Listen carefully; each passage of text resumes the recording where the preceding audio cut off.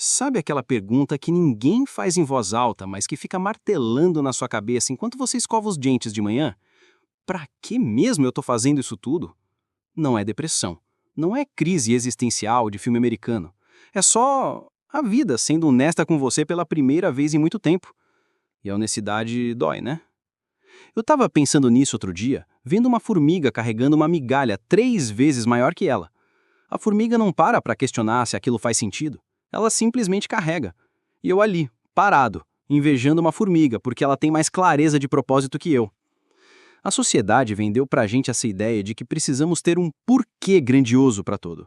Que toda manhã tem que começar com uma missão épica, que cada passo tem que ser em direção a algo maior, algo transcendente. Bullshit total. Você já reparou como as pessoas mais felizes que você conhece nunca param para explicar por que fazem o que fazem? Elas simplesmente fazem. O cara que acorda todo dia às 5 da manhã para correr no parque não tem uma filosofia de vida de 10 páginas sobre corrida. Ele corre porque. Porque sim. Porque ontem ele correu e hoje ele vai correr de novo. Mas aí você, eu, a gente fica nessa neura de que precisa ter uma razão cósmica para levantar da cama, como se Deus fosse cobrar na prova final. Explique em 300 palavras por que você decidiu ser contador em vez de salvar baleias. O foda é que essa pressão por propósito virou uma indústria. Todo coach, todo livro de autoajuda, todo post no LinkedIn te vendendo a ideia de que você precisa encontrar sua missão de vida. E se você não tem uma, cara, você tá perdido mesmo. Mentira. Sabe o que eu descobri depois de anos quebrando a cabeça com isso? Que o propósito é um luxo.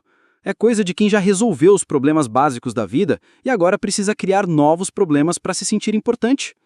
Você acha que sua avó, que criou 5 filhos lavando roupa para fora, ficava questionando o propósito dela? Ela levantava, fazia o café, pendurava a roupa no varal, dormia exausta e no dia seguinte fazia tudo de novo. Não porque tinha uma missão divina, mas porque era isso que precisava ser feito.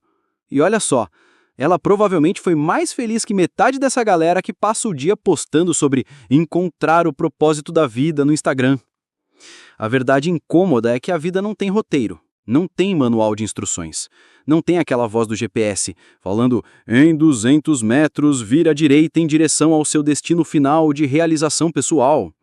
Você simplesmente está aqui, respirando, acordando todo dia.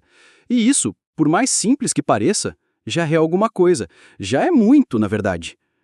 Mas calma que eu não estou sendo pessimista.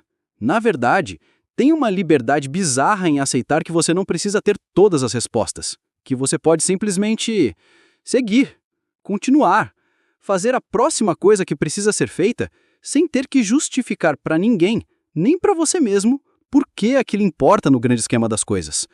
Porque talvez, só talvez, o grande esquema das coisas seja exatamente isso: continuar, persistir, seguir caminhando mesmo quando você não sabe bem para onde está indo. E se isso te incomoda, se te faz sentir perdido, eu tenho uma notícia: você não está sozinho. A gente está todo mundo meio perdido. A diferença é que alguns fingem que sabem o caminho e outros são honestos sobre não saber. Eu prefiro os honestos. Imagina se eu te contasse que você passou a vida inteira correndo atrás de uma miragem. Que aquela coisa que você acha que vai te dar paz, realização, propósito, seja lá o que for, é só sua mente pregando uma peça em você. Não fica puto comigo ainda. Deixa eu explicar. Você conhece aquela sensação de quando eu conseguir X, aí sim vou estar completo. Quando eu me formar, quando eu casar, quando eu comprar a casa, quando eu tiver filho, quando eu for promovido, quando eu aposentar. A lista nunca acaba, né? Pois é, esse é o truque mais sujo que nosso cérebro faz com a gente.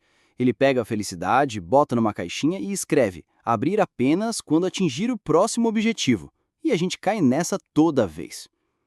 Eu lembro de ter 17 anos e pensar, cara, quando eu tiver minha própria casa, vou ser livre de verdade. Aí você tem a casa e descobre que liberdade, na verdade, vem com boleto de IPTU, vazamento na torneira e vizinho que escuta música alta. A liberdade que você imaginou? Era só sua imaginação mesmo. Mas o engraçado é que a gente nunca aprende. Quando a casa não resolve, a gente inventa que o problema é o carro. Quando o carro não resolve, é o trabalho. Quando o trabalho não resolve, é o relacionamento. E por aí vai. Sabe por que isso acontece? Porque a gente confunde movimento com progresso. Acha que se não está indo para algum lugar, está parado, como se a vida fosse uma corrida e quem não tivesse uma linha de chegada bem definida fosse automaticamente um perdedor. Mas e se eu te falar que não tem linha de chegada? Que essa ideia de chegar lá é a maior ilusão que existe. Olha os filmes que você ama. Os bons nunca são sobre o cara que conseguiu tudo o que queria e agora está feliz para sempre tomando caipirinha na praia. Os bons são sobre a jornada, sobre o cara perdido tentando descobrir as coisas pelo caminho. Breaking Bad não é sobre o Walter White virando o maior traficante do mundo, é sobre cada escolha pequena que ele faz, cada mentira que conta para si mesmo, cada momento que ele decide continuar mesmo sabendo que está se fudendo. E a vida real? É igual. Não é sobre chegar, é sobre continuar caminhando, mesmo sem saber o destino. Eu tenho um amigo que passou 15 anos da vida correndo atrás de ser escritor famoso. 15 anos escrevendo, mandando o original para a editora, sendo rejeitado, tentando de novo, 15 anos com o foco na meta. Publicar o livro, fazer sucesso, ser reconhecido. Até que um dia ele parou e reparou. Cara, eu já sou escritor. Escrevo todo dia há 15 anos. A diferença entre mim e um escritor de verdade não é o reconhecimento. É que eu tô aqui achando que só vou me tornar escritor quando alguém disser que eu sou. Sabe o que mudou na vida dele depois dessa percepção? Ele continuou escrevendo, exatamente igual, mas parou de sofrer por não ter chegado lá e começou a curtir estar aqui. Isso não é conformismo, é inteligência emocional. Porque a verdade é que você já chegou. Você já está vivendo sua vida. Não a vida que você planejou, não a vida que você sonhou, mas a vida real, a única que você tem de verdade. E se você ficar esperando ela ficar do jeito que você quer para começar a aproveitar, cara, você vai morrer esperando.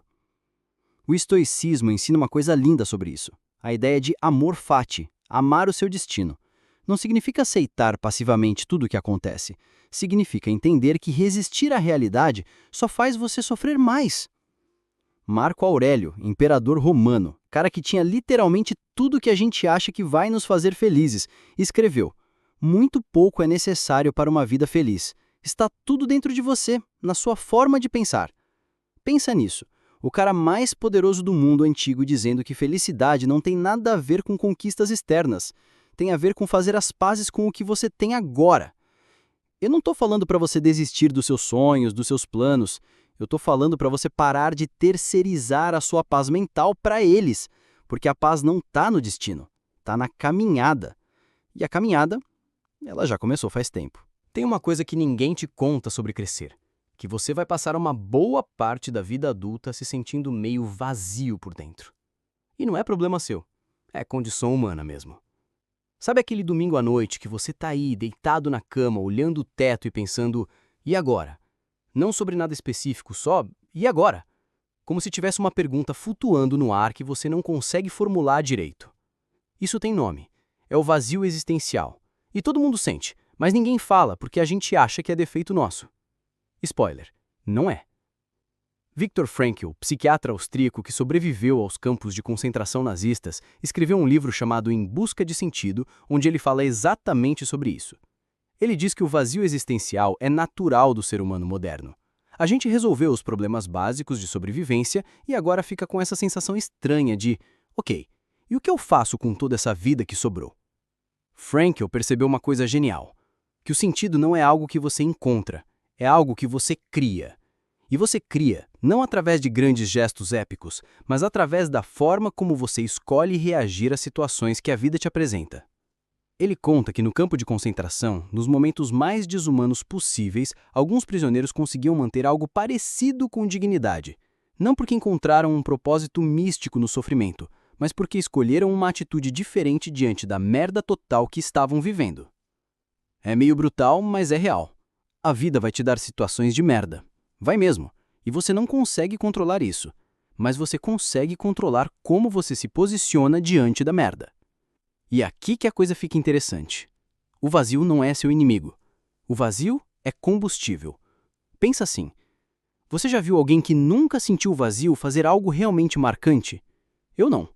As pessoas que criam coisas bonitas, que fazem diferença no mundo, que tocam outras pessoas, todas elas conhecem bem essa sensação de estar perdido no meio do nada. O vazio te força a buscar, não necessariamente um propósito grandioso, mas pelo menos a próxima coisa, o próximo passo, a próxima respiração. Eu conheci uma mulher que perdeu o filho num acidente de carro. Ela me contou que nos primeiros meses depois da tragédia, ela acordava todo dia sem conseguir entender por que ainda estava ali.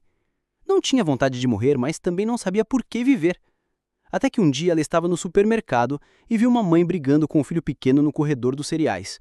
A criança estava chorando, a mãe estava estressada, todo mundo olhando com cara de julgamento. Ela se aproximou e perguntou se podia ajudar. Não mudou o mundo, não salvou a humanidade.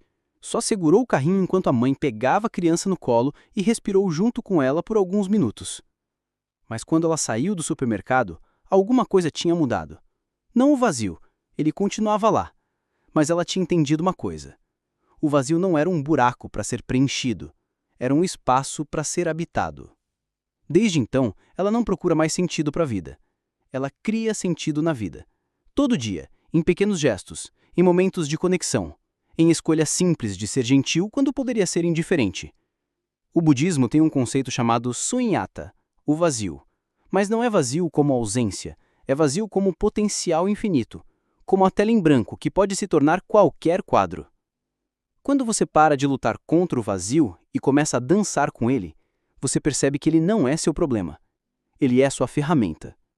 Porque é justamente quando você não sabe para onde vai que você presta mais atenção no caminho. É quando você não tem certeza de nada que você fica mais presente para tudo. E presença é um antídoto para a ansiedade, para a depressão, para a sensação de estar vivendo no piloto automático. Não estou romantizando o vazio. Não é gostoso se sentir perdido. Mas é honesto. E às vezes, honestidade dói, mas pelo menos não mente para você. A alternativa? Fingir que você tem tudo sob controle, que sabe exatamente para onde vai, que sua vida tem um sentido claro e definido. É mais confortável, mas também é mais vazio de verdade. Porque aí você está mentindo para si mesmo. E mentira não te leva a lugar nenhum. O vazio, pelo menos, te deixa aberto para o que vier. Te mantém curioso.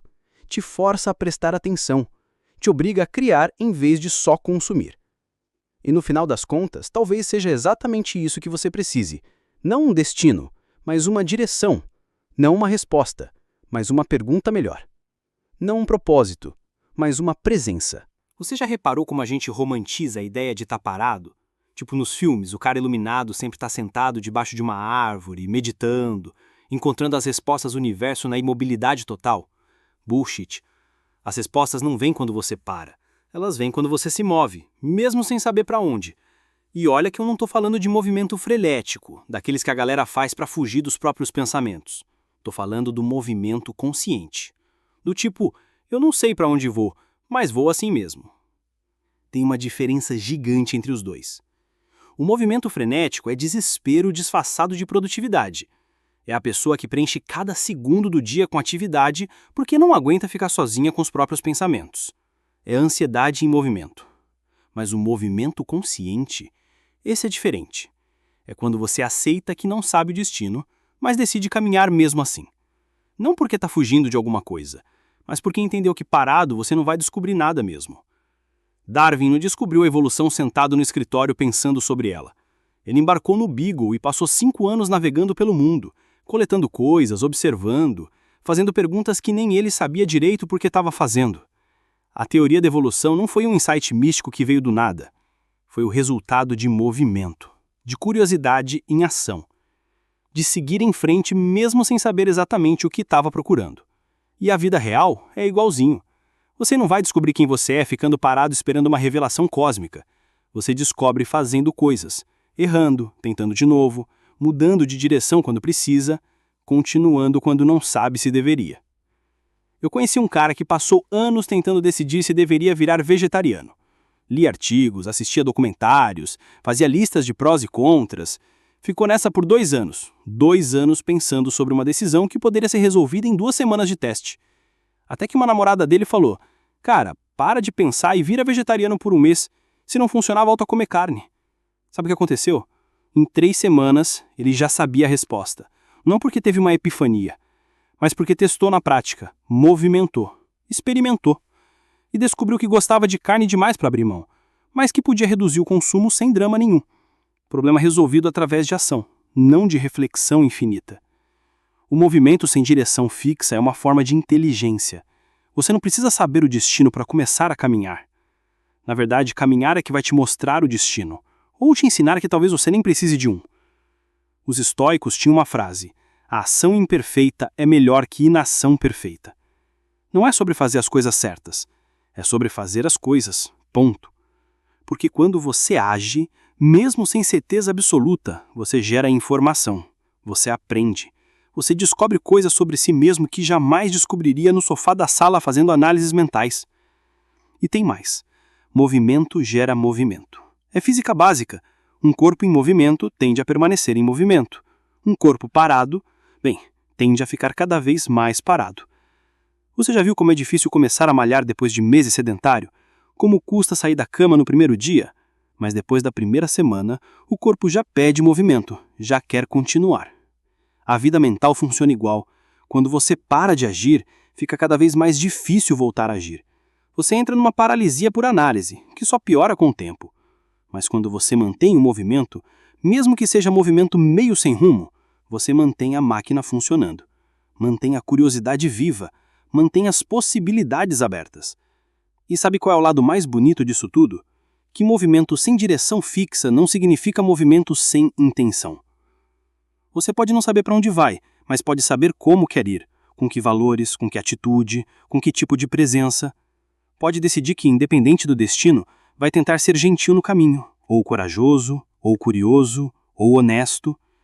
E aí o movimento deixa de ser sobre chegar em algum lugar e passa a ser sobre como você escolhe se mover pelo mundo, que é infinitamente mais interessante que qualquer destino fixo.